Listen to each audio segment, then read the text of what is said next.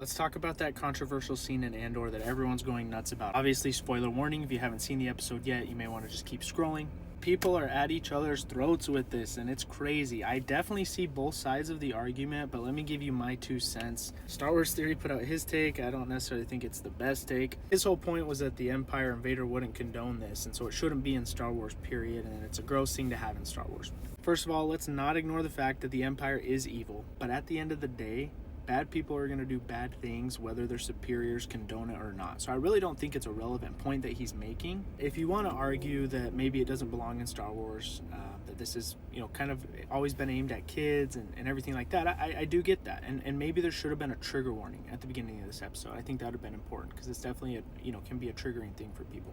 But at the end of the day, I would agree that maybe in most mediums of Star Wars, this isn't something that you could do or should do.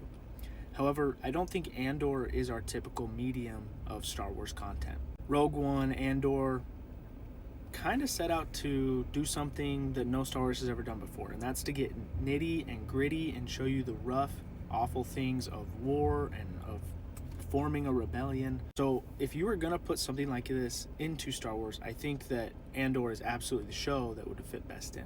Truth be told, it does a good job of showing just how evil people with power can be sometimes. Did I need it to be in the show? No, not necessarily. But it definitely doesn't bother me that it's included in the show. I think it fits the story really well. And I do think that because Andor's a very different style show, not aimed at kids, aimed at adults, that it does fit and it does work.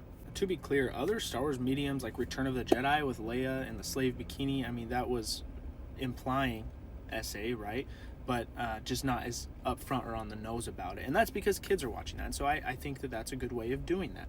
Andor can be a little more upfront about it because I think it is aimed more at adults. Curious what you guys think. I know everyone's pretty polarized on this, but overall I'm really excited to see where Andor's going because the first 3 episodes I thought were fantastic.